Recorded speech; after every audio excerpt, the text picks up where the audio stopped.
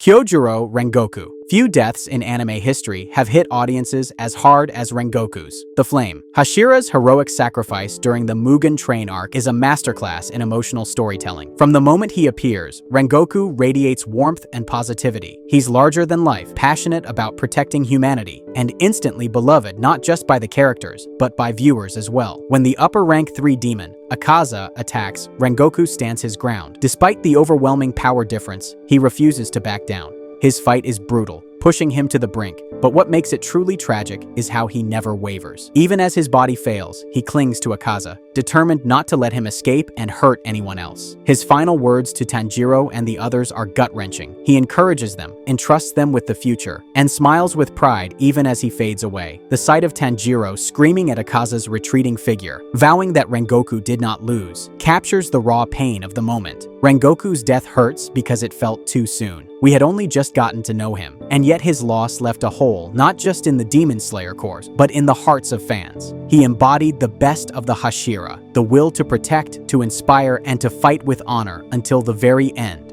Shinobu Kocho. The insect Hashira's death during the Infinity Castle arc is one of the most cunning and selfless sacrifices in the entire series. Shinobu knew from the beginning that she was outmatched against the upper rank 2 demon, Doma. Her strength was never in raw power. It was in her intelligence, her poisons, and her willingness to give everything for victory. During her battle with Doma, she fights fiercely, but deep down, she knows she cannot defeat him head-on. Instead, she executes a plan so daring that it shocks even her opponent. She had spent months saturating her own body with poison. By allowing herself to be absorbed, she turns her death into a weapon. Doma unknowingly consumes enough poison to weaken him fatally, leaving him vulnerable to her disciple, Kanao, and Inosuke. Shinobu's death is heartbreaking not only because she sacrifices herself, but because she does it with a smile. She dies thinking of her sister Kanai, of the future she entrusts to Kanao, and of the peace she hopes they will find. Her sacrifice is one of the most symbolic in the series, victory at the cost of one's life, a reminder that even the gentlest souls can burn the brightest when it matters most. Muichiro Tokito.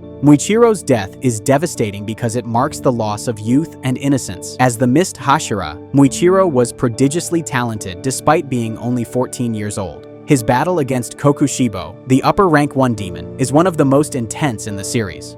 Despite his age and his tragic past, losing his family and twin brother, Muichiro fights with unmatched bravery. In the fight, Muichiro pushes his body to the absolute limit, awakening his Demon Slayer mark and dealing critical damage to Kokushibo. His efforts, combined with those of Genya, Sanemi, and Gyome, are instrumental in finally bringing down the centuries-old demon, but the cost is his life. What makes Muichiro's death particularly emotional is how much potential he had. He was the youngest Hashira, a genius swordsman, and someone who had just begun to recover his lost compassion and memories. His death is both heroic and tragic. He gave everything he had, but he never got the chance to grow up, to live beyond the battlefield. He represents the cruel reality of the Demon Slayer Corps, that even the brightest lights are extinguished far too soon. Mitsuri Kanroji and Obanai Iguro. Their deaths during the final battle with Muzan are some of the most heartbreaking in the series, not only because of the brutality of their injuries, but because of what they represent. 2 people who finally found love, only to have it stolen away in their last moments. Mitsuri, the love Hashira, was the embodiment of warmth and kindness.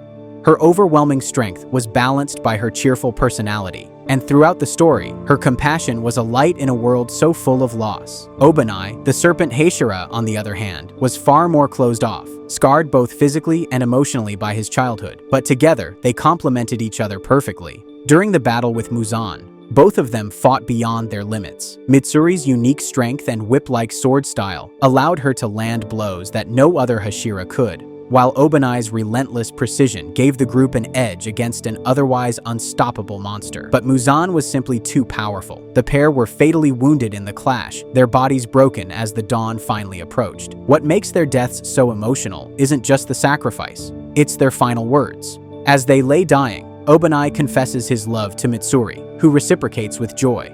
They imagine a world where they could have been reborn together, living simple, happy lives far away from blood and demons. It's a bittersweet farewell, tragic because they never got that chance, but beautiful because, in their last breaths, they found peace in each other. Their deaths underline one of Demon Slayer's most painful truths: even love is fleeting in a world consumed by war. Gyomei Himejima. The death of Gyomei, the stone Hashira, is especially heavy because of the weight he carried in life. Gyomei was blind, yet he was revered as the strongest of the Hashira. His immense strength and unwavering faith made him a pillar not only in battle, but in spirit. He was a mentor, a protector, and a man who embodied the will of the Demon Slayer Corps. During the final battle with Muzan, Gyomei plays a critical role in keeping the fight alive. His sheer endurance and physical power allowed him to stand toe-to-toe with the Demon King longer than almost anyone else. He used his chains and axe with deadly precision, his every movement calculated despite the chaos around him. He was more than a warrior, he was an anchor for the others, keeping them steady as they faced their darkest hour. But even Gyomei was not invincible. His body was pushed past the breaking point. Fatally wounded, he held on until Muzan was finally defeated. As the dawn broke and the nightmare ended, Gyomei finally let go, praying to the children he had once failed to protect, telling them he could now join them with a peaceful heart. His death is tragic because it feels like the loss of a father figure. He was not only strong, but deeply compassionate, a man who cried for the people he could not save, but still carried the burden of leadership without complaint. With Gyomei gone, the Corps lost more than just a Hashira. It lost its moral compass, its symbol of strength through faith and kindness. Genya Shinazugawa. His death is one of the most gut-wrenching in the series because of his journey and his relationship with his brother, Sanemi. Unlike other Slayers, Genya couldn't use breathing techniques. He was weaker, slower, and always compared himself to others. But what made him unique was his ability to consume demon flesh and gain their powers temporarily, a dangerous skill that pushed him closer to the line between human and monster. During the fight against Kokushibo, Genya proves himself in ways no one expected. He plays a vital role in weakening the upper rank 1, using his abilities to support the Hashira in battle. But his contributions come at a devastating cost. Genya is fatally injured, and because of the corruption in his body from consuming demon flesh, there is no way to save him. His final moments with Sanemi are some of the most emotional in the series. The Shinazugawa brothers had a strained relationship, scarred by the trauma of their childhood and their different paths. But as Genya lay dying, Sanemi's tough exterior shatters. He begs his little brother not to leave him, confessing the love and regret he had kept buried for so long. Genya, in turn, expresses his gratitude, saying he was happy just to fight by Sanemi's side. Genya's death is tragic because it represents unfulfilled potential. He had only just begun to prove his worth, to carve out his place in the Corps, and to reconcile with his brother. His passing is a cruel reminder that even victories come with unbearable costs. Jigoro Kuwajima. The death of Jigoro, Zenitsu's mentor and the former Thunder Hashira, may not be as bloody as some others, but it's one of the most quietly heartbreaking moments in Demon Slayer. Jigoro was a strict but loving teacher who believed deeply in the importance of discipline and perseverance. He trained Zenitsu, despite Zenitsu's cowardice and flaws, because he saw potential in him. When Kaigaku, Jigoro's other student, betrayed the Corps and became a demon, Jigoro took it as his own failure. To him, it wasn't just Kaigaku's betrayal. It was a reflection of his shortcomings as a teacher. Unable to live with that shame, Jigoro took his own life. What makes his death so devastating is what it meant for Zenitsu. Jigoro was more than a teacher to him. He was a surrogate father figure, the only one who believed in him when no one else did. Zenitsu's grief over Jigoro's death becomes fuel for his growth, pushing him to master the thunder-breathing forms and carry on his master's legacy. Jigoro's death is a quiet tragedy, overshadowed by the larger battles in the series, but it lingers. It reminds us that even the strongest mentors carry their own scars and doubts, and that the weight of responsibility can crush even the proudest warriors.